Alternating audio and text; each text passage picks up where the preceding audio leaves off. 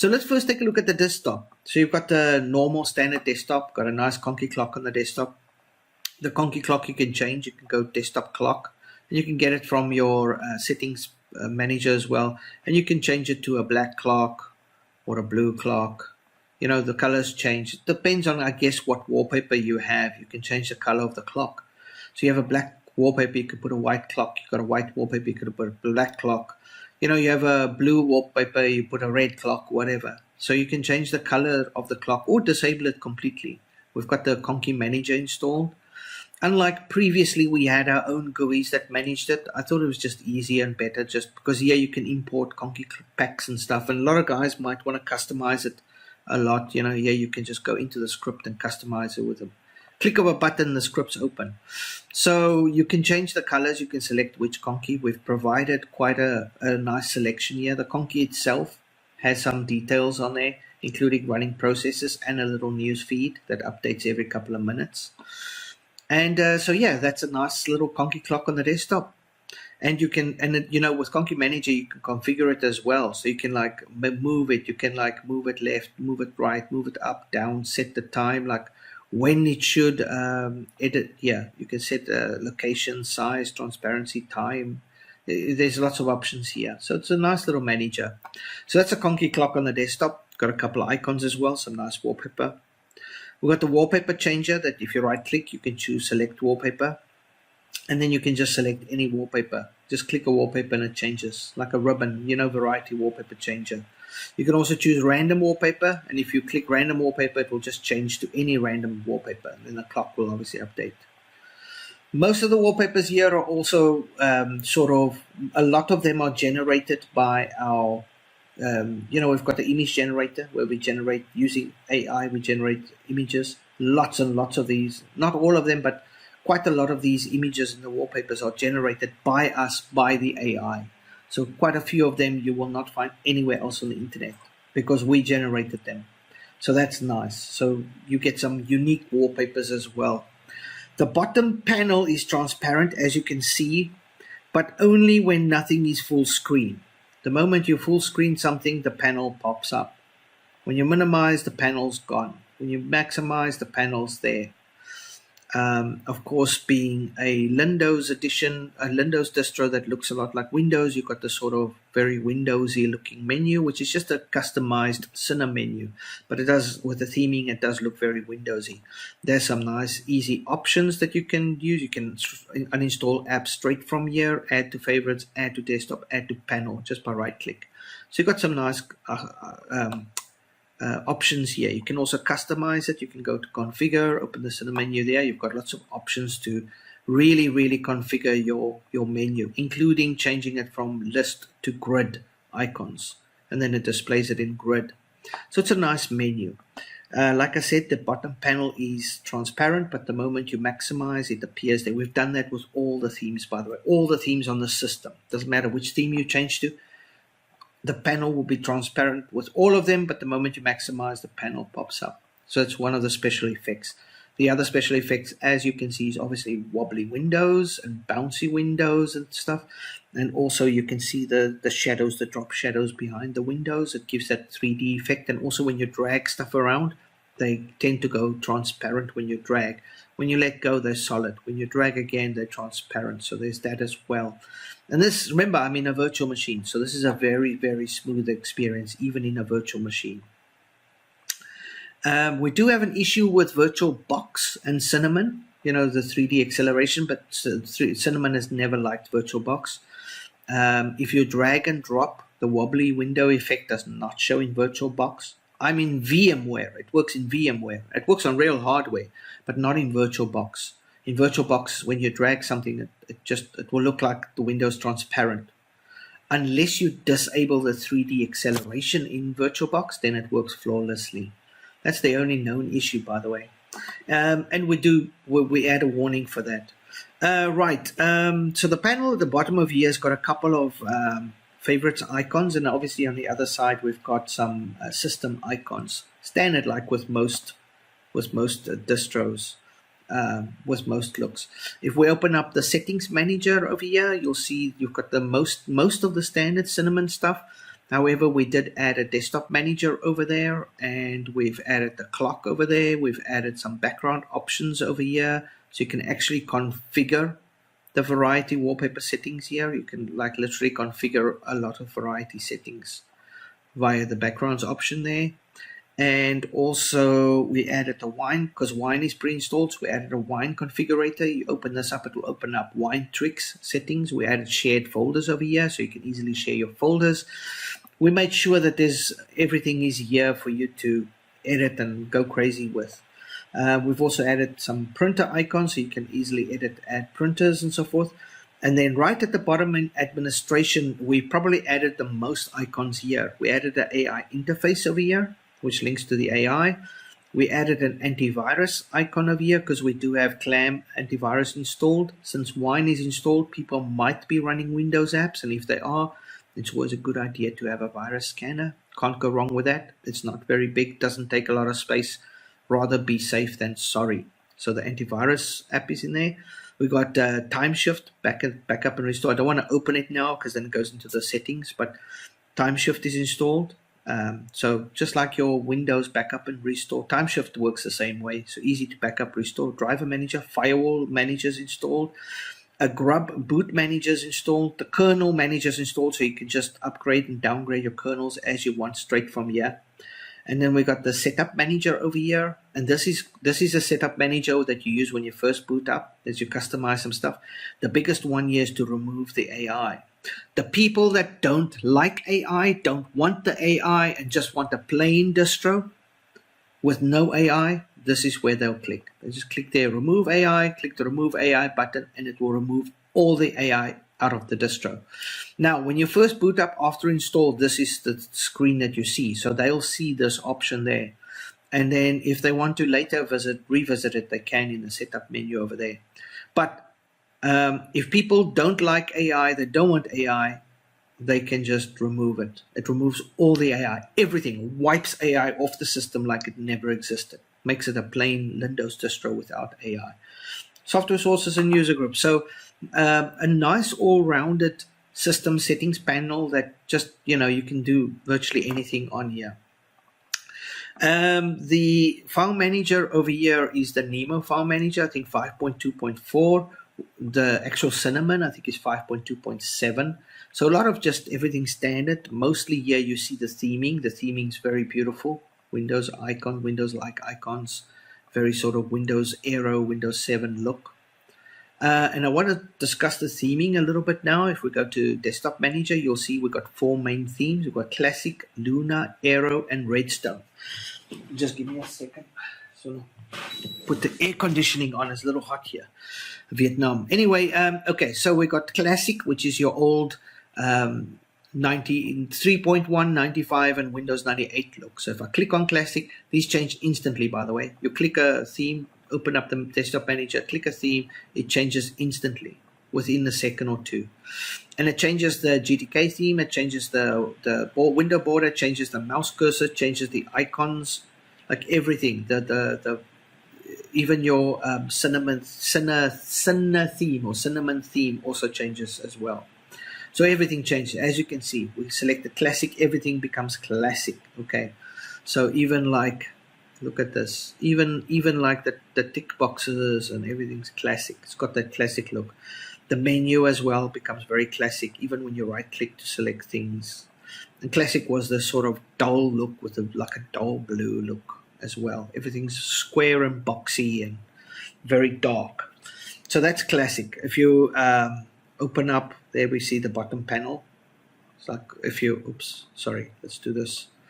So if we don't have a window maximized, it's transparent, but when we do, then panel pops up, panel's gone, panel pops up, panel's gone. And you can see there, all the icons, everything looks old and classic.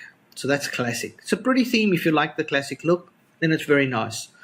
Luna is the Windows XP type theme, and Luna was the sort of the code name that they used for XP. Again, the bottom panel is transparent, but the moment you maximize, the bottom panel pops up.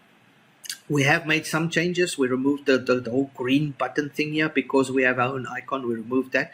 You see the menu does look very sort of Windowsy XP, very, very much so, with a nice icon set, and I'll talk about that in a second. And then of course your panel is divided into two, so you've got that on the one side and you've got this little separator over there, and the rest of the panel over there, just like you would in Windows XP.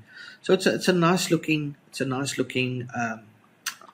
theme. This now, the icons over here are not the standard Windows XP icons. Instead, we opted to go with the bubble icon set, which is like a more of a flat icon set, but it does suit the theme very well. It does fit in. It just kind of makes this XP look, this theme look very modern. So we went with a Linux icon set while using the Luna Windows XP theme. So they kind of work out, because look, it's a bubble icon set. Looks very, very, very nice. It really looks well on this theme, the Luna theme. And you can see the cursor's changed a little bit. I mean, look at that cursor there. You see it looks old and flat, and then with the Luna one, it's got a little bit of a bevel and some shadow effects. So the cursors do also change. It's not just everything else, the cursors do as well. So this is the Luna one, and of course you saw the Aero, which is Aero is the code name for Windows 7/Windows 8, and yeah, you've seen this one. And then the last one, the fourth one that we added, was the Redstone, which is the code name for Windows 10, Windows 11. Again, here we've mixed and matched a couple of themes. So the Windows borders are Windows 10 borders. I think the icon sets are Windows 11 icon sets, if I'm not mistaken, or mixture between Windows 10 and Windows 11. The GTK theme is the Windows Server GTK. That's kind of why it's a little bit more flatter. It's got the whole Windows 10 server look. And then, of course, your menu is the Windows 10 menu. While if you maximize this, you'll see this bar at the bottom. This is like a customized version of a Windows 8 panel, which is curved, very curved, and it's black at the bottom and then goes transparent as it goes up. You can see very transparent, sort of see-through transparent, but it fits the theme very well. So again, this is a mixture of themes. We're going for themes that make people feel comfortable, make them feel like they're in Windows, but it doesn't have to exactly look like Windows. We make the changes as we see fit.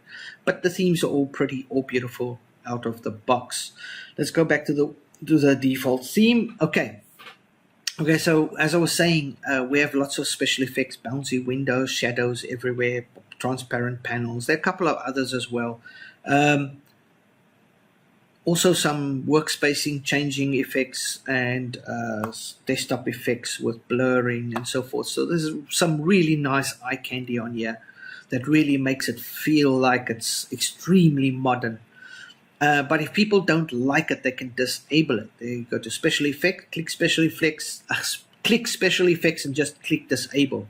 Now you see you've got a solid panel over there, and if you open up the terminal and everything's now just standard. There's no more transparency. Everything's just normal. So you can turn off the special effects for users that just want a plain desktop. They do not want the special effects. They can turn it off. As I see, I just turned it back on through the desktop manager, and the bottom panel is now all transparent again. Then everything's all bouncy again. So special effects you can turn on and off. Of course, you know the constructor tool, which we use to compile desktops back into ISOs. That's included here as well. And then of course let's see, let's just go here quickly. I told you Cinnamon, it's the Nemo 5.2.4. If you go here to the bottom, we've got the show desktop button, and then if you move into the top corner with your mouse, we've got a shortcut there to sort of overview. That's like if multiple windows are open. Let's open a couple of terminals here and then open another terminal. Let's just do this, and you move the mouse into the top corner, it will sort of split that, going to the overview window where you can actually close items on the overview or just click on anything that is open. So that's a couple of shortcuts as well. We've also got, if you right click here, you choose main menu. We've got the pie menu. And this menu works no matter where you are. Even if you're opening some window somewhere, you just right click and choose main menu. You can actually access the pie menu as well. So, shucks, I just opened the software center. Let's just close that. Okay, so the software center, actually, let's go to the software center. Okay, it's updating the catalog. Okay, while it downloads. The software center has Snaps and Flatpak installed. So all Snap software, Flatpak software, it's in there. Easy to install, just click install. It's, okay, this is going to take a while. First time I open it. But yeah, you can go to the software center and just install anything. There's a massive variety of software because we have Snaps and Flatpak installed.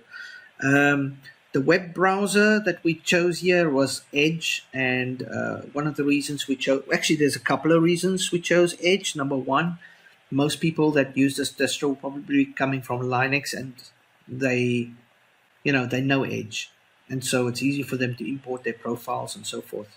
That's one reason. The second reason is I've been noticing that more and more people in the Linux world are using Edge for Linux. It seems to be becoming quite popular.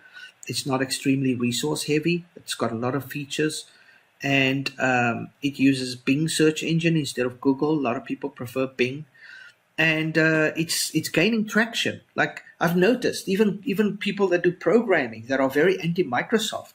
Like a year ago when I mentioned Edge, everybody was like, "Oh, that's Microsoft." And then the other day I was speaking to one of the guys, and he was like, "Oh yeah." We were talking about something that doesn't work in Firefox because he uses Firefox, and he's like, "Oh, let me try Edge." And I was like, "You have Edge?" He's go, "Yeah, it's like a second browser I use." I was like, "What? You're using Edge?" So I've noticed more people are using Edge than before. So I'm not saying it's popular in the Linux world, but people are using it. And so I figured, well, why not? The third reason is because it's got Copilot over here. Just while you're in your browser, doesn't matter which web page you're on, you just click a little blue button over here, and you have the AI from Google, from Microsoft. You have the AI right on your desktop, and you can talk to it. Hello. And this is the Microsoft AI you're talking to here, right? So you can, hello, how can I help you today? See, this is the Microsoft AI, and it's just there, little button there. You don't even have to install extensions. You don't have to do anything. While you're in the browser, you just click a little blue button and boom, the AI is at your fingertips. You can ask it anything, speak to it, and it will also act as a search engine. So you can ask it to search for something, anything you want, and it will bring up the search as well. I'm on the information page. I haven't even put in a web address, and I'm talking to the AI. That's how easy it is to use it, straight in the browser. So, and you don't even have to sign in. I'm not even signed in. Look. I haven't added anything. I'm not even signed in, and I'm talking to their AI with a click of a button. I thought that was so cool. So that's the other reason we chose Edge, because really it's starting to, I'm telling you, it's going to overtake all the other browsers very quickly because it's got AI integration. There might be a very big anti-AI crowd at the moment, but AI is taking over whether people like it or not. If you don't get on board, you're going to fall behind. I feel that. That's kind of how I view it. Anyway, so I can see a lot of people going to start using Edge because of that. So that's the reason we included Edge, but it is Linux. If you don't like it, you can remove it, put in your own browser. So yeah, so that's the default web browser, the default editor. The default text editor is gedit, which is popular on Ubuntu. Most people know that. And then everything else is pretty much standard. The normal calculator, we've got Play on Linux, of course, because we've got Wine installed, Wine Tricks, Play on Linux, that's all installed. Under games, you saw there, we've got Steam installed. Steam is pre-installed as well, so you can run Windows apps, you can run Windows, and you can game easily.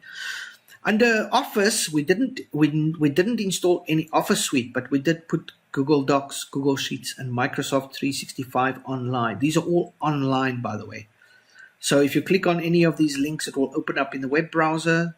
It's Google Docs, so you just sign in with your Google account, and all of your spreadsheets and everything you can just manage there.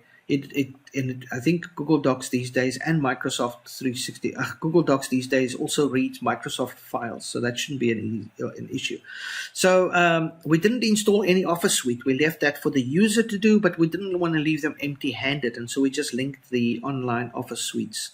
And then, of course, they can install one that they want on their own. You've got a couple of media players here, and then you've got lots of administration tools. No Max image viewer, nothing special. And then, of course, under programming, you've got all the AI, and I'll get to those in a little bit. Okay, so you've seen the distro. It's not exactly standard, but it's also not overly blown with anything. It's just really well done, really nicely themed, very polished, nicely put together. Some nice customizations, couple of nice GUIs and things that we've done, nice wallpapers. And the biggest addition here, apart from the nice theming, I guess, and the customization and tweaks, would probably be the virtual cam and the AI. And I'm going to first cover the virtual cam before I get to the AI. But to do the virtual cam, I'm probably going to have to attach my camera here. So let's just go to my Rapu camera. Now Rapu it's not like one of the best cameras, but it's okay for basic usage. So let me open Virtual Cam. So if you go here to Sound and Video, there's a little icon here called Virtual Cam. So if we open Virtual Cam is a camera app that lets you customize yourself for live streaming or whatever. So this creates a Virtual Cam driver. It's like running OBS and then adding streams and things, like adding a green screen or whatever, customizing your face and blah, blah, blah, whatever you want to make changes. And then it creates a virtual camera driver. And then when you open up Zoom or something, you can select that virtual cam and it shows it and I'll show that how that works. So if we open up the camera, you're going to see there's lots of sliders here: blur, fade, brightness, contrast, gamma, saturation, sharpness, and smoothing. You've got save settings, a resolution, change background, reset, and enable camera. And you've got a drop-down box here where you can, well, we've only got one camera on, but if you had more would show. So you can select your camera. Okay, so if we click enable camera, you'll see there that it pops up and it shows me. Now we're in a low resolution here. I could go higher, but this is a virtual machine, so I'll keep it low resolution. Otherwise, it's going to be very slow. Even now, it does look like it's just a bit of lag. Okay, so the virtual camera, let me just change this camera so kind of you can see me a little bit more. Right, so in this virtual camera, you can see my room. There's an aircon there, some pictures on the wall over there, and then the white wall, the ceiling, right? Nothing special. Maybe just do this so you can see there's the sort of headboard of, no, this way, headboard of, yeah, behind me. There we go. Plugs and so forth. Now, you can customize stuff. You can customize like the brightness and stuff. Let's reset this. There we go. That's what it looks like before I edit the sliders. So I know it should be showing a little bit of a yellow-green tinge. That's the camera. I'm using a Rapu camera, and it's kind of one of those cameras that even when it's dark, it makes everything look light. So even at night, when there's very little light, it makes everything. Let me put on another light. It makes everything look brighter. And a side effect of that is this sort of almost yellow-green tinge that it gives my skin and everything else. So it's got that. It's the camera that does that. Anyway, so don't worry too much about that. Okay, so the nice thing about this is it's very customizable. Look at this. I can sharpen the image quite a lot and I can blur it quite a lot, right? I can also apply some, let's see, like I can apply some skin smoothing. Look at that. Look at that. I make my skin look very smooth. So if you haven't quite shaved, you've got a lot of stubble, you can move that away. So we've got some beautifying effects there that we can add, right? There's saturation, black and white, and of course, more saturation. We got gamma, which adds a lot of brightness. As you can see there, gamma. And we've got some contrast. Look at that. And we've got some brightness over there. And then let's just reset that. And then, of course, we've got fade. Now, fade will fade the background to white. So now it's cutting me out of the background, right? So now let me just do that. There we go. So it's cutting me out. It fades the background but cuts me out, which is really nice. And then, of course, we got blur, which blurs the background but keeps me whole. It doesn't blur me, it just blurs the background. Now this is extremely handy if you want to do like a Zoom meeting, or your video conferencing, or you want to live stream, or you want to do a podcast or something. Then you just set yourself up here and you go into your web browser or your Zoom app or whatever. Let's go to web browser here. Like, let's pretend I'm opening up Zoom here, right? Let's go to history here because I had it open earlier. Webcam test, there we go. So I'm going to a webcam app over here now, right? And here I'm going to select virtual cam. See, when you open the app, it creates a virtual cam driver.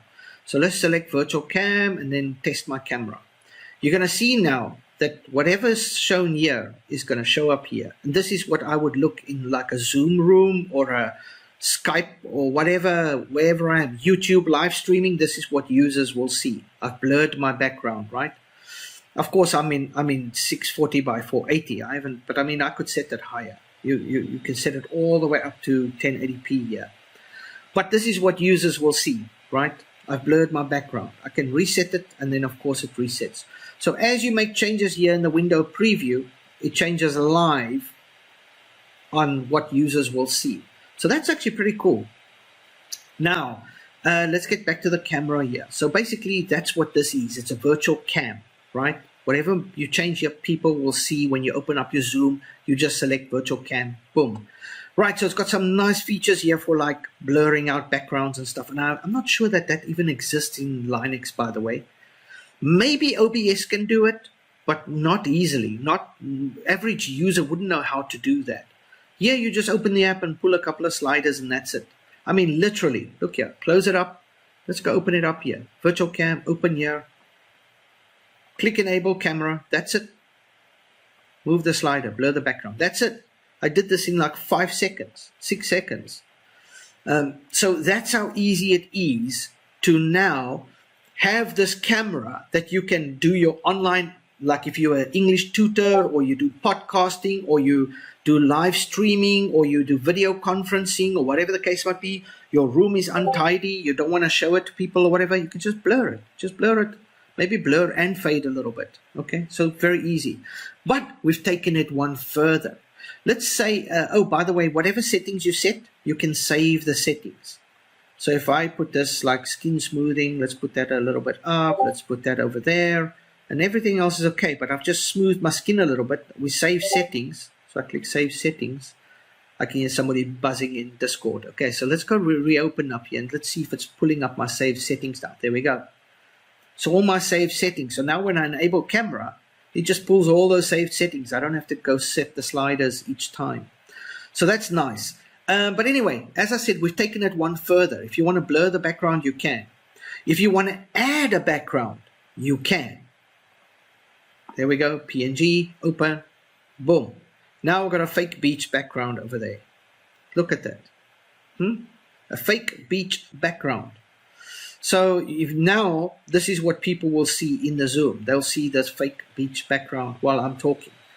So that's really great as well if you just want to hide it or you want to do like slideshows in the back, want to show something or logo or whatever the case might be. Or you do English tutoring and you want to put like a classroom behind you or a blackboard or whatever. You can just add it. You just click change background, select the background, and that's a done deal. Just as easy as clicking a button. We've taken it even a step further. If you think that is amazing, look at this. Just change the file format to MP4 and now look at this. Let's go aquarium. And now I have a full-on video over there. This is what people are going to see in the web browser now. And I'll go show you. Let's go open up the web browser or Zoom or wherever you select the virtual cam. Let's go back to history again. Let's go find virtual webcam test here. There it is. And then just let it load. And then select here virtual cam and then test my camera. And that's what they're going to see. In the Zoom channel, this is what they'll see. They'll see you talking and they'll see the video playing in the background. In this case, it's fishes.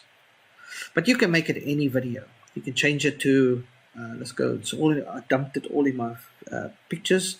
So we've got the aquarium. We can go to fall, which is just like, looks like leaves falling, like the actual season fall. And so you can change it to any video, any picture. as long as it's PNG, JPEG pictures, and of course MP4 videos. Let's go golden water. So we've got this like floating, just this like golden water lake behind us. And yeah, so that's it. That's how awesome this little, oh, by the way, you can blur the videos as well and the pictures, the backgrounds. You can also blur them if you wish to blur them. So it's a highly customizable virtual cam app. The only one of its kind. I've been building this app for about 3 months now, and I've worked on it every single week. And I think it shows the amount of work that I've put in this. I think it shows, because there's nothing like it in existence. I'm not saying there aren't other apps. Sure, there are other apps, and they have some of the features. There are some apps that you can change brightness and contrast and so forth, but I don't think there's any way you can blur backgrounds and fade backgrounds. I don't think that exists anywhere, and definitely not on a slider like this. And even if they do, they don't have skin smoothing to smooth your skin to beautify your face. And even if they do, they don't have all three. They don't have all of these all together in one app. And if they do, they don't have it easy like this. Just open, drag a few sliders, and boom, you've got this perfect, nice picture. And then I don't think that there's any virtual cam in Linux where you can set a picture or a video as a background. There's quite a few in Windows that can do it, but not in Linux. So I think this is the first one in existence.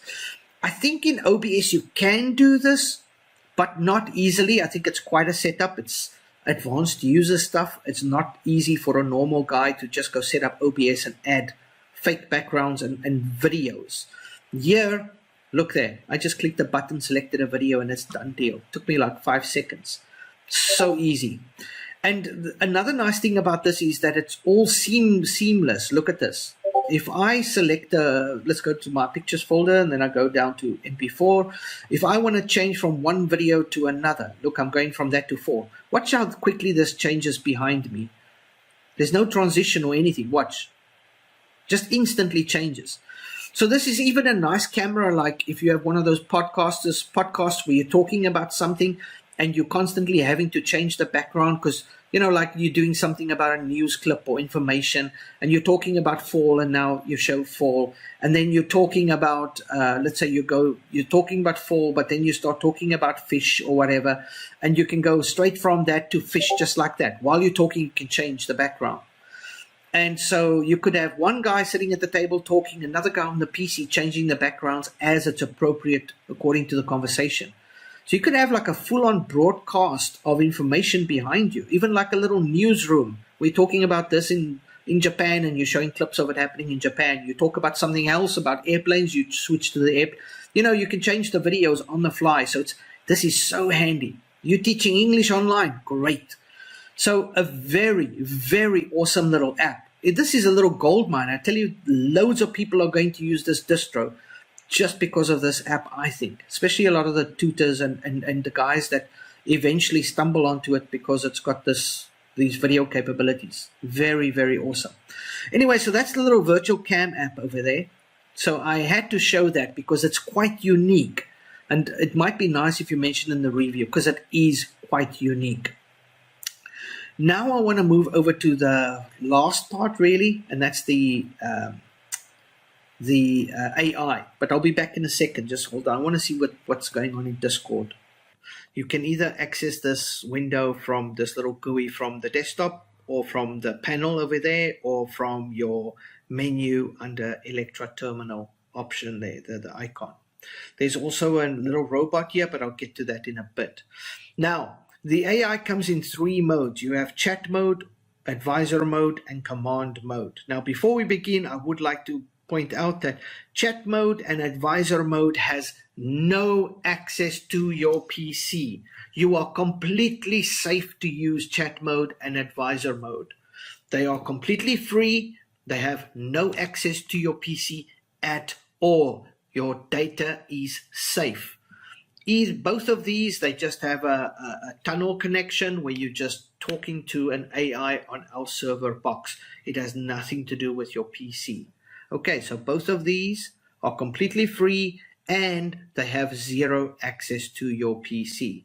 Command mode has back-end access to your PC, but again, only when you run it and only when you point it somewhere. And we'll talk about that in a bit. First, I want to start with a chat mode. Let's get into chat mode. So chat mode is very safe to run. You can open the chat mode, and as you can see, it pops up, it's color-coded, gives you a couple of options. You can either use text or voice. So let's start with voice before I get to the text. So if you want to use voice, all you have to do is talk and say your question, but you have to use the prefix Electra. So you could say, Electra, what is the speed of light, for example, right? And then it will reply. So let's try that. Do keep in mind that it's always looking for that prefix keyword. So even while we are speaking, it's processing the text of what we're saying. Therefore, when you speak and you want to issue a new command, wait about 2 seconds between your speeches so that it can finish processing the current speech that it's analyzing to listen for the new speech. Do you understand? That you need to leave like a 2-second gap. For example, like this. Electra, what is the speed of light? Processing. Do you see there? I waited I waited about 3 or 4 seconds, but that's okay. I waited a few seconds, and then I spoke. The speed of light in a vacuum is 299,792,458 meters per second. That's a lot of meters. It would take light about 8 minutes to travel from the sun to Earth. Now, let's say I want to ask a follow-up question, right? Using voice as well. Again, I wait a few seconds after my last speech. If I wasn't speaking, I could just issue the command straight away. But because I'm speaking, the moment I stop speaking, it analyzes my voice. So I've got to wait those few seconds between speeches. Electra, how long does it take for light to reach the end of the galaxy from Earth? Processing. Now notice. Processing. The Milky Way is about 100,000 light years across.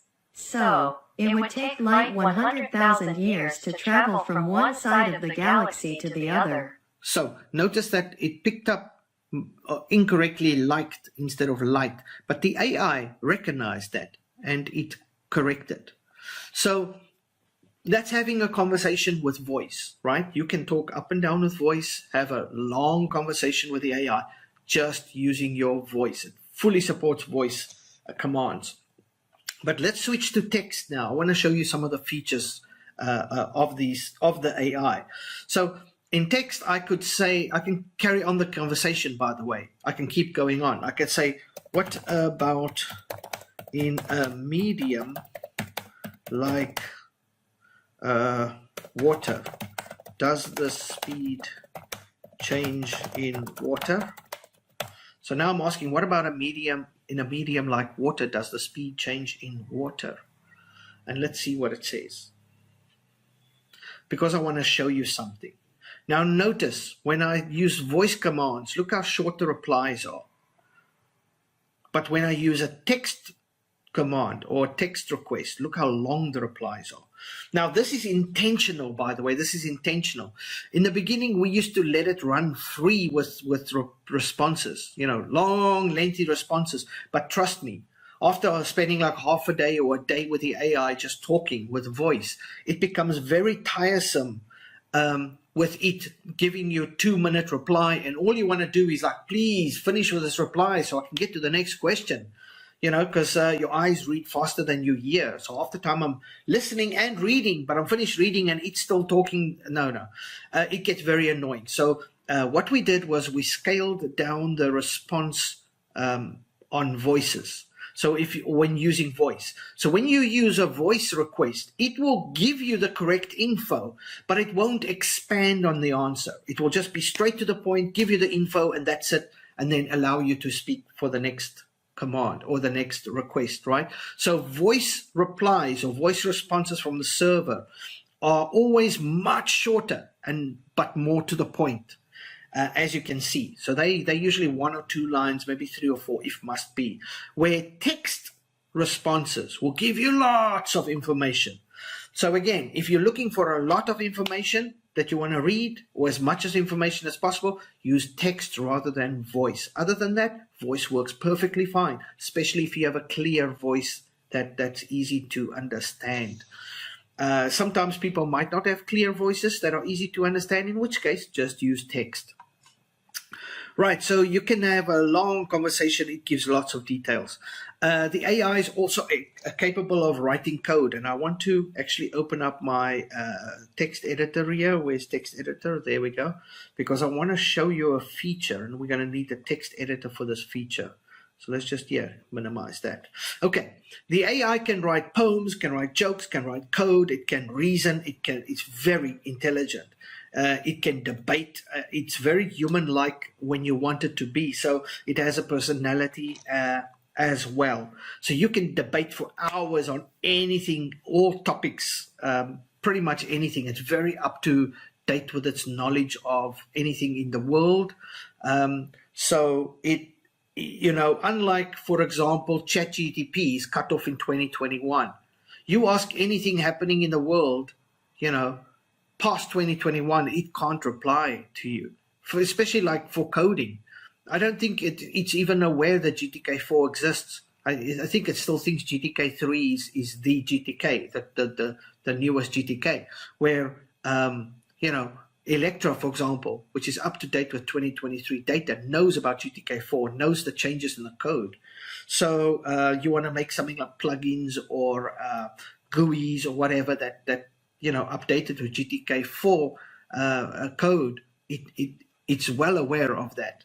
Okay, so let's write some code. I'm going to ask it to write me the code for a WordPress plugin that shows a countdown timer on our website. There we go.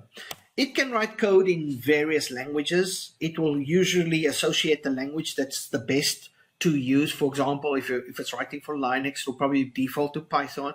If it's writing for websites, it'll default to either HTML or PHP. But you can request another language. You can say, please rewrite that in C++ or whatever the case might be. In this case, it used PHP, right? So I want to copy this. And I want to save it because I want to show you. Okay, there we go. I want to show you a feature just now. And we're going to need that code for that feature, right? So let's just save that there. So here it wrote a plugin on the website, right? And it gave you some instructions, short code that you can use to activate the plugin, blah, blah, blah, blah. And it said countdown timer, right? So this is pretty cool. Look at that. In about 19 seconds, it wrote all this code. Something that would have probably taken somebody hours to write, maybe even a whole day. Might not look like a lot, but everything's trial and error. You never get code to run the first time. You compile it, something's wrong, change, edit, research on the internet, change this, change that. Oh, this timer's not working correctly. How do I do this? How do I do that? Go check on Stack Overflow, blah blah blah. Search Quora threads, blah blah blah. Hours and hours go by and you finally get it working. And, a day or two later, you actually have your plugin. And if you're not very good, this could take days and days. But with Electra, 19 seconds, just 19 seconds. Very powerful. Okay, so it can also write things like ad campaigns. Let's say actually, let's create a new instance here because I want to show you some other feature first. So I don't want it to have memory of our conversation because it tracks conversation ID and chat history. And so if I carried on chat, it would know that it sent me that code. And I don't want it to know it sent me this code because I want to ask it what this code is. So that's why I want to clear the screen. So before we go on to the other things that it can do, I first just want to show something here, and that's called multi-line. So because this is a terminal, you can only type one line and then hit enter. You can't type You can't paste something. You can type multiple lines, but you can't paste anything that's more than one line. The moment you do, it excludes everything past the first line. It just accepts the whatever you wrote in the first line till the end of the line. And this is a problem with Linux terminals, that you can't paste anything that's more than one line. So what we did was we created the multi-line option. So you type in multi-space line. There it says type multi-line. And you hit enter, and that brings up a text box, a little input box, and here you can paste as much as you want. Okay, copy, and we paste. There we paste all of that. As you can see, all of that code, definitely more than one line. Not sure how many lines this is, but it's quite a lot. And then let's put a hash, some hashes there at the bottom, and then we ask, what is this, and how do I run it? So I'm asking it, what is this and how do I run it? Okay, or how do I set it up? Okay, there we go. What's this and how do I set it up? Look at all of that. Now I click submit and it accepts all of that code. So now it accepts it as one input, and that's multi-line in the terminal. That's pretty damn awesome. Pretty damn awesome that we're able to do that with Electra. So in your terminal, you just type multi-line, paste your code, hit enter, and there we go. And then now it tells you what it is. The code you provided is a PHP plugin that displays a countdown timer on website, blah, blah, blah, blah, blah. To set it up, you'll need to create a new plugin file, paste the code into it, and then you'll need to upload it, the plugin to the WordPress, activate it, da, da, da, da, da, da, da. There's a shortcode timer, it gives you some the countdown timer will be displayed as follows. Da, da, da, da, da, da, da. Okay, so it even tells you where the CSS files are located and so forth. So very easy, right? Multi-line, it accepts whatever you type. Now we also have something called a read mode. So that's multi-line. Very powerful for entering large swap, like a paragraph, or pasting large amounts of text or whatever. Really nice. I thought that was a nice touch, a nice feature. But we also have what we call a read mode. So let's go read mode. It also pops up a box, but this box is not for sending large amounts of text. This is for the AI reading something in AI voice that you type. So for example, you have a paragraph of words, sentences or whatever, and you want to record with your audio recorder the AI reading that text. So let's type something here. There was a boy named Bob. Bob used to love flying his kite. He used to fly his kite in his backyard. One day the kite got stuck in a tree and Bob was very sad. ... Okay, so again, there's more than one line, but I'm writing something, or I could also paste it, by the way. I could paste or write. In this case, I'm typing it, but I could have pasted text as well. So if I hit submit now, this is read mode. If I hit submit now, watch. There was a boy named Bob. Bob uses to love flying his kite. He used to fly his kite in his backyard. One day the kite got stuck in a tree and Bob was very sad. Okay, obviously I made the grammar error there. I actually wrote uses, so that was meant to be a D. Anyway, it doesn't matter, whatever. My point is being made that if you want the AI to read text, so you can either, record it and then trim off the edges, and then you have a voice recording of the AI reading what you typed. It's very handy for guys that are creating media content and need the AI to say something in an AI voice. So that's awesome. Read mode is very, very awesome for that. So you've got read mode and you have multi-line. And of course you have voice. We showed you how the voice works. So chat is, this little chat terminal window is very nice, very convenient and very flexible with what you can do. The AI itself can write anything. By the way, you can debate on it. You can say, how do you feel? Tell me about yourself, blah, blah, blah. Have hours of conversation with it. It's very clever. It knows knowledge on everything. It's like having Einstein on your desktop and debating with Einstein philosophy, topics on anything. Whatever you want, science, medical, you name it, you can just debate it.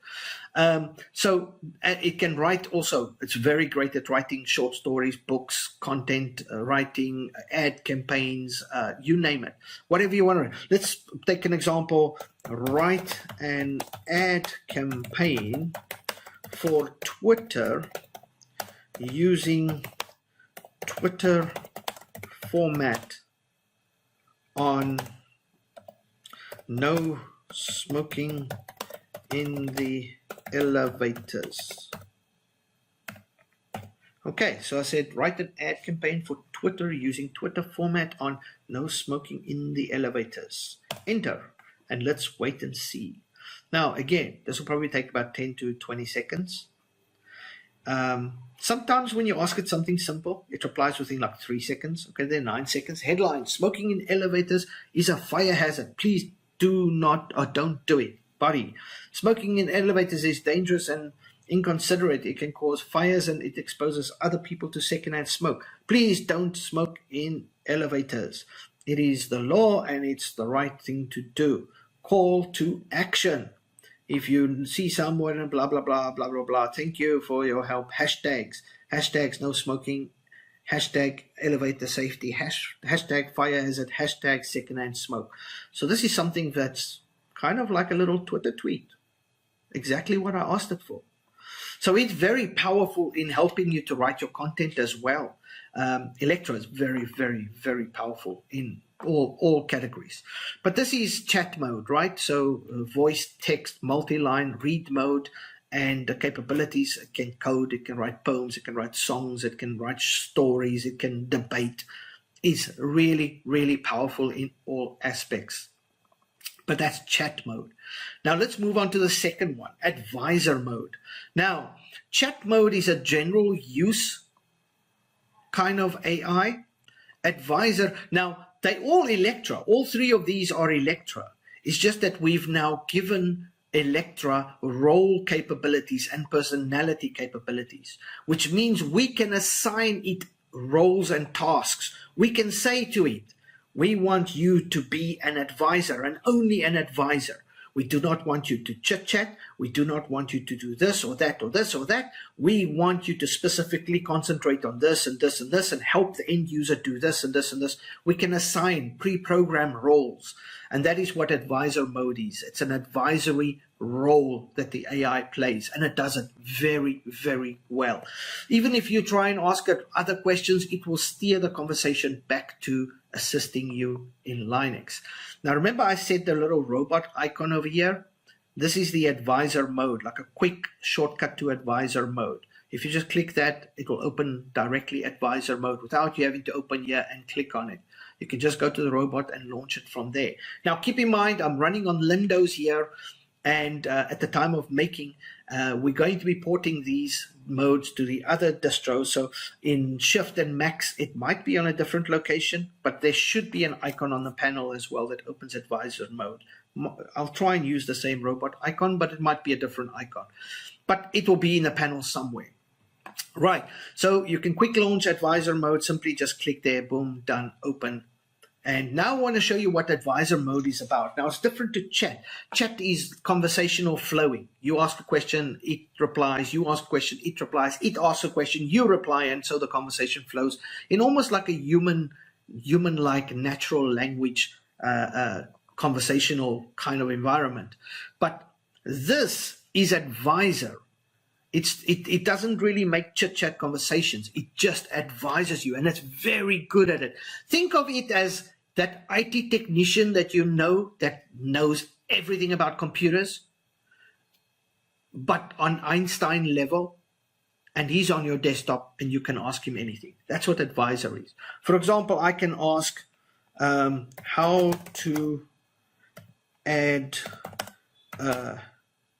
driver PPA or install my NVIDIA GPU drivers. So now I'm just asking, I don't know. Let's say I'm new to Linux and I don't know. So I ask it, how do I add a driver PPA or something? Because I might have heard about it, or I might ask it how to install NVIDIA drivers or whatever. And it tells me how to add a PPA. It gives me instructions on that. And it says, for example, to add the NVIDIA PPA, and it gives me the graphic drivers PPA. And then it tells me sudo apt update, install the NVIDIA driver and the driver version. For example, to install the latest, just driver latest, blah, blah, blah, app cache search. And it tells me you can use the following to find the versions and the... So it actually not only does it tell you to use the driver version number, it actually tells you how to search the drivers. So you can see the version numbers. And there we go, driver version. This is great. This is amazing. Like, people that don't know how to install a NVIDIA driver on Linux, like newcomers, I can tell you now, it's a whole day process, maybe 2 days process. They might screw up their Linux and have to reinstall a couple of times in the process as well. Here, 7 seconds. That's it. 7 seconds. And you have like a very straightforward, simple guide on how to do it. Just a couple of commands. 7 seconds. Oh, sorry, 7.540 seconds to be specific. That's it. That's how long Advisor took to cut down something that would have probably taken you the whole day, maybe 2 days, right? And then a lot of guys tend to run back to Windows after struggling for a day and going, screw this, and they run back. Look at Advisor does it in just a few seconds. Let's ask it something else. How to speed test my HDD. So I want to ask how to speed test my HDD, my hard drive. How do I speed test my hard drive? And let's see what it says. Okay, 11 seconds. Sure, there are a number of ways to speed test. One way is to use the HD palm command. Okay, so then it gives you the command. Then it tells you to replace the SDX with the device name. Great. Blah, blah, blah, blah. And it even tells you to use izone command to do this. That's a second way to test. So it tells you, and it tells you you can use third-party tools such as Crystal Disk and HDTune as well. So 11 seconds, boom. Now you know how to test your hard drive. Let's ask it something else. I'm going to do 1 or 2 more, and then we'll move on to command. But I don't want to make this video too long. But I want to show you that this Advisor is very, very powerful. You know, and I don't think there's anything like it. I've never seen anything like it anywhere. The closest thing I guess I could say is probably the new Windows Copilot. But the Windows Copilot uses a lot of RAM. It's very slow. Slow in its responses. Even opening it up froze my PC. Like, froze my PC. I'm running a 12-core CPU, and my PC froze for like 3 seconds while this thing was loading. And even when I went to go close it, because it moves the icons on the desktop and moves everything back, it literally froze my screen. It was like so slow and sluggish. And also, Copilot came across more like a Google search than anything, or sorry, Bing search, more than anything else. It seems to be that's its role, is to have a search engine at your fingertips kind of thing. But you might as well open up a widget for that, or a web page. It's the same thing. They just put it in a widget form. This is different. It uses very little RAM, very little resources. It's in a terminal. I mean, everybody knows running a terminal is like a meg of RAM, maybe 2 megs of RAM. This is not a lot of memory usage. There's no slowing down. There's no, look at this. It's not like my system suddenly, being overly resourced or anything like this. It's simple. It's color-coded. It's beautiful. It's great in all aspects. Right, so we did a speed test. Now let's try something else. I'm going to CLS to clear the screen, or you can type clear just to sort of get rid of all the yellow. So let's ask it something else. How to create an FTP server and add users. Now I'm asking it how to create an FTP server and add users. Now, of course, it knows that I'm running Linux, so it will give me the instructions for FTP server on Linux, not on Windows, obviously. But let's just ask it and give it, it will take about, there we go, 14 seconds. And look, wow, look at that. Now, if you're not used to working with FPT, that's also another day or two to figure all of this out, because it's not just installing the software. You have to configure the software. And there's quite a bit to configure. Well, not a lot, but you've got to know what you're doing. So here it gives you instructions. You can use vsftpd, and it gives you the install command. It tells you where the config is and how to edit it. It tells you how to open it, to edit it. It tells you which lines to configure. Anonymous enable, make sure that's no. Local enable, make sure that's yes. Write enable, make sure that's yes. And then it also tells you to add these lines, and then it tells you to create a file over there. And then it tells you to, and oh, here we get to the user list, how to add users, and then it tells you to restart it. And then after restarting it, the user can then connect to it. So very informative. I mean, just look at this. Wow. Do you know how long you would need to, you'd have to search guides online and follow guides. This is in a terminal on your desktop. You haven't even opened a browser. 14 seconds. That's it. 14.678 seconds. And you can just follow a couple of commands to have a fully operational FTP server. So great. So great. Let's CLS again, and then I want to do one more. Let's ask it how to create a free SSL certificate. Now, creating SSL certificate is not something that most people would know how to do, but you might need it, right? So let's ask it. You might be running the web server on your box, one of your boxes or whatever. How to create a free SSL certificate. So we ask. Now, let's see what it does. There we go, 12 seconds. There are a few ways to create it. Let's encrypt. And it helps you, gives you instructions. Okay.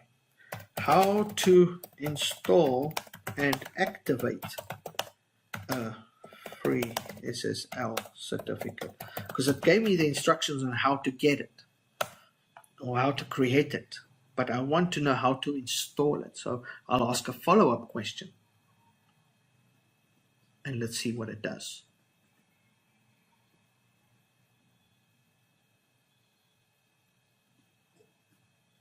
And there we go. Look at that. So now it's giving me the actual instructions on how to install and activate it. To install, activate, install certbot, apt install certbot, and then it gives me the commands to run to obtain it. And it gives me the example.com domain, obviously. And then it gives me the Apache. Okay, make sure Apache is installed. And it tells me adding the following lines.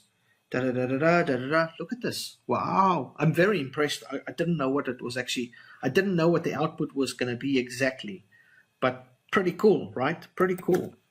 So this is the Linux assistant on your desktop. Ask it anything under the sun, anything Linux related, and it will assist you with your query to the best of its knowledge. It will show you the steps, give you the commands, and help you obtain.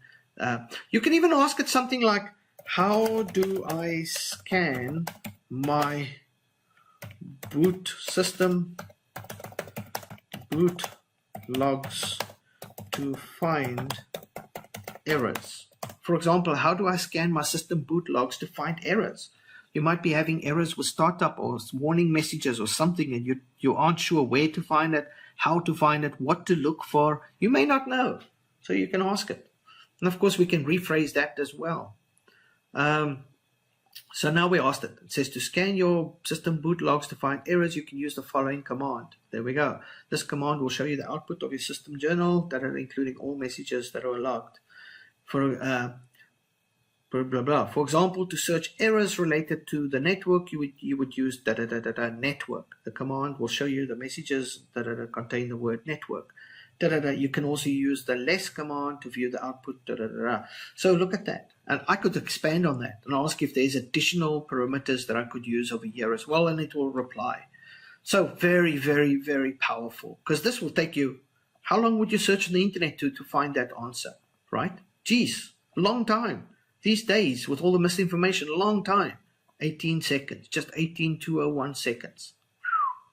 Okay, so that is advisor mode, which you can also start from the little robot over here. So that's like your personal AI assistant with knowledge of all things Linux at your fingertips, right? And I want to mention again, chat mode is free, advisor mode is free. On Makulu, it is free. You run Makulu, you can use it for free forever. The last one I want to look at is command mode. Now, sorry, my neighbor upstairs is very noisy. Command mode is different to a chat mode and advisor mode, because chat mode and advisor mode, they process text. There's a lot of text request, text response. Command mode processes text requests, but it gives a command in response. So it processes command. So it's different. So its role is to find a command based on text that you give it, a command that it can execute to achieve your goal, right? Now, it doesn't have access to your whole PC. In fact, it doesn't have access to anything yet. It's open, but it's nothing's happened. Now, it can't access anywhere where you don't tell it to access. For example, if I say, what icons are on my desktop? So I ask it, what icons are on my desktop? Requests in the command mode does tend to take a little longer because it has to do a lot of calculations, server side. But let's see what it does.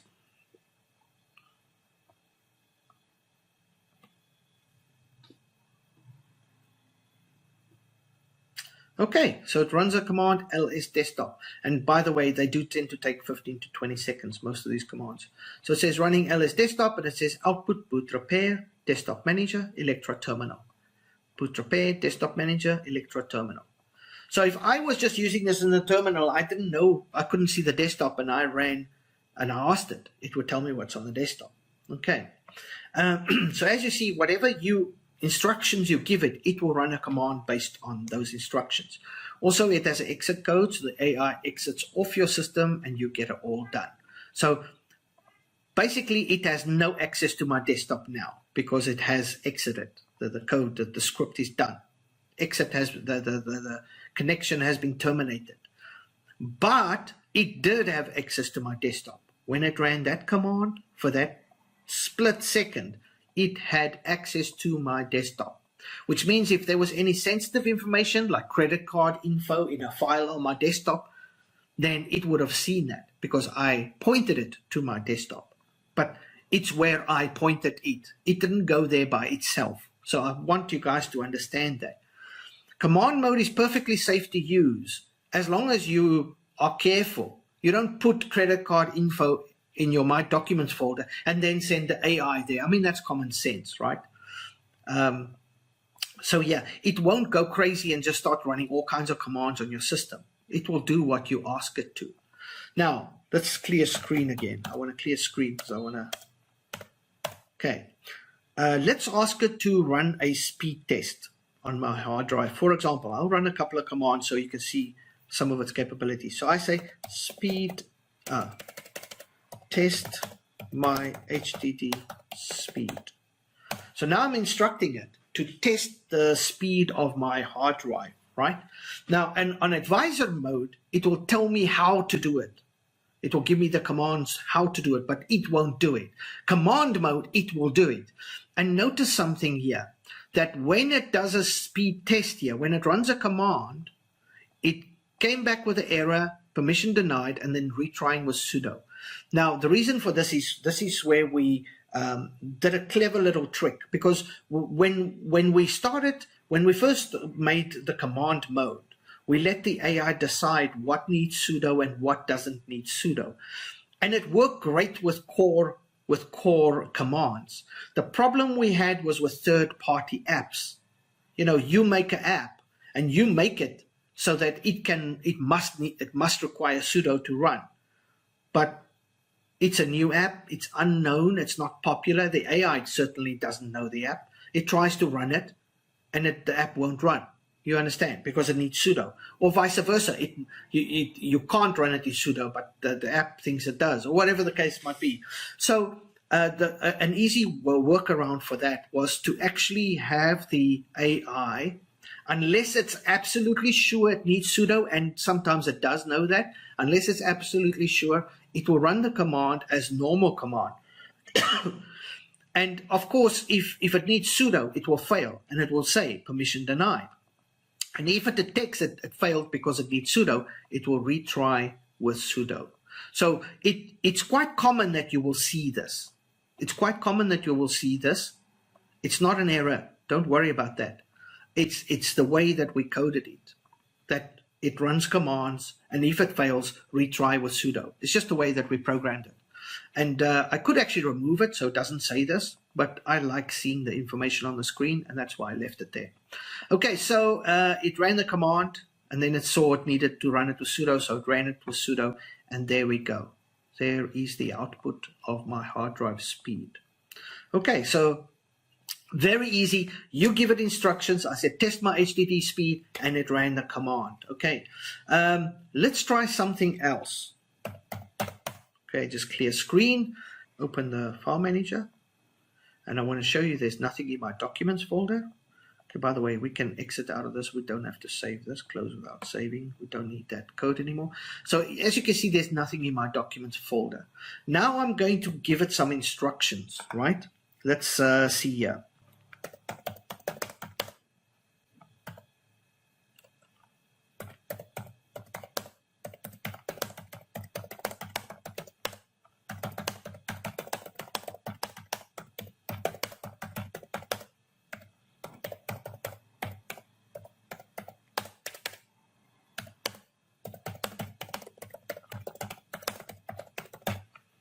Okay, so I'm telling it, write a funny joke about a cow and save it in a file named funny.txt in my documents folder. Let's see what it does.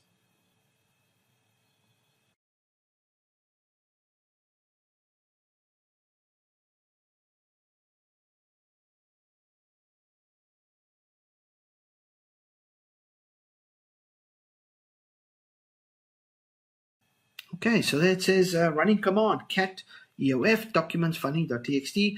What do you call a cow with no legs? Ground beef. What do you call a cow with 2 legs? Lean beef. What do you call a cow with all of its legs? High steaks. Ha ha ha. And again, the exit code to show that the AI has left the scene. So let's go to documents folder, and there we see funny.txt. We open it up, and there's the joke inside the file. Great, great. Okay, so basically it can, let's just remove that file. Basically, it can write content to files. It can create the file and write the content to the file. If the file already exists, it will just write the file content into the file. So in this case, I asked it to write a funny joke about a cow, but I could have said, write a short story, write this, write code, write this, whatever. I could have given it anything to write, and it would write it to file. So command mode is extremely powerful because I didn't give it any commands or whatever. I simply gave it some instructions. Write a funny joke about a cow and save it to a file named funny.txt in my documents folder. It took 19 seconds. Now, granted, this is a short joke, but this could have been a whole page as well. I could have asked it like to write the whole page, and it would have written blah, blah, blah, blah, blah within seconds, like 25, 30 seconds for the whole thing. I would have had a whole document inside a file that would have taken me hours to write.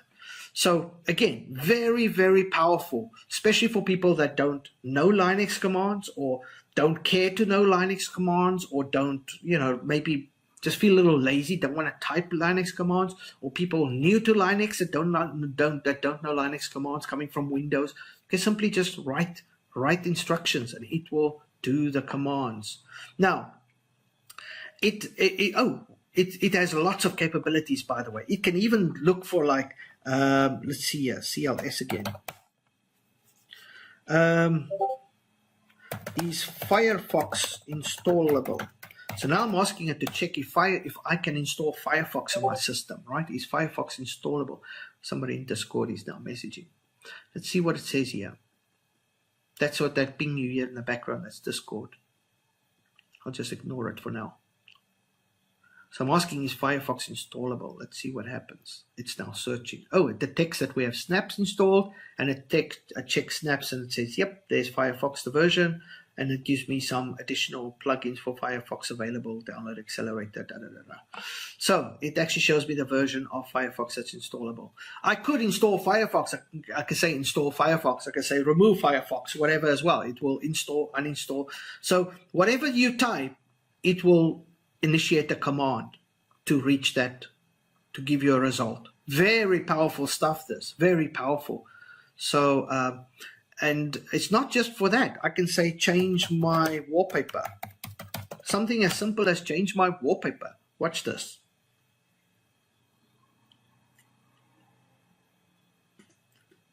And there we go. Wallpaper changes. I can say change my wallpaper back to previous one. And by the way, I could do that with voice as well. I could say Electra change my wallpaper. Okay, it's changing it back to the previous one. It ran the command. It actually detected that we were running variety. Next and previous, N and P. I can ask it to change my theme to classic. So now I'm asking it to change my theme to the classic theme, because we're currently running the, there we go. Look at that. There it ran. Change my theme to classic, running command, user bin win classic, and now we're classic. And then I say change my theme back to arrow. You could say Windows 7 as well. It also detects that, but I like saying arrow. So now I'm asking it to change my theme back to arrow. So let's see. Like I said, you can use voice as well if you wanted to. It's now interpreting, because it's taking longer because I said the word arrow.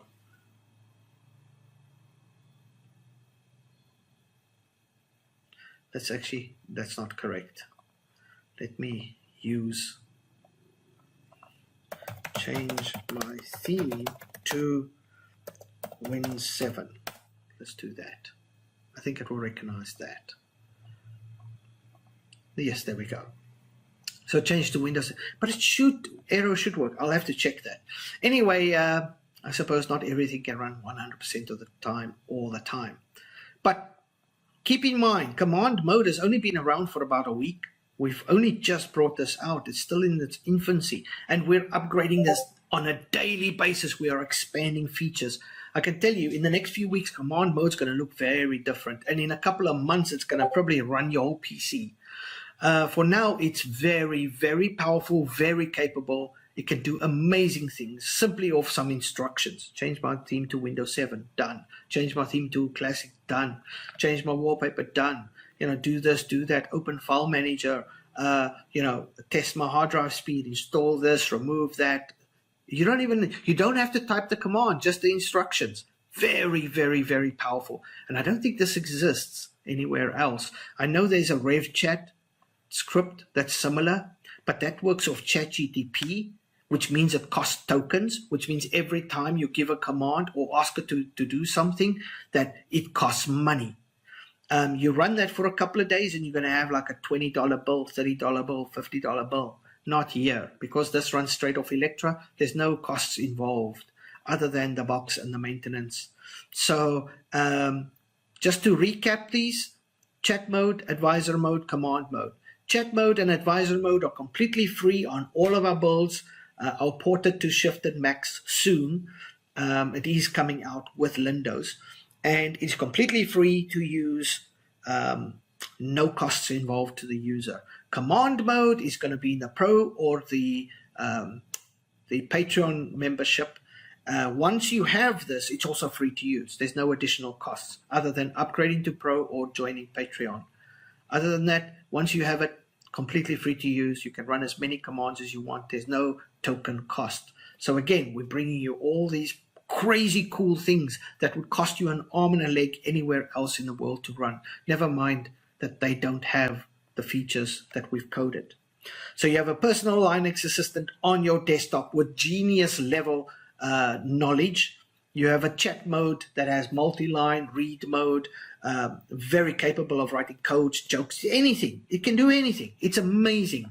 It's like having, like I said, having Einstein on your desktop. And you have command mode that can run back-end commands on your behalf, simply following instructions. This is really awesome stuff. And so now you know how this all works. So basically, in a nutshell, that is LinDoz. Beautiful desktop with some nice Windows kind of looking themes, really nice special effects, very well polished and all round, easy to use, great looking, great feeling, speedy, and I mean quick and speedy, you know. And then of course we got some really nice AI options here, unlike any other distro in the world.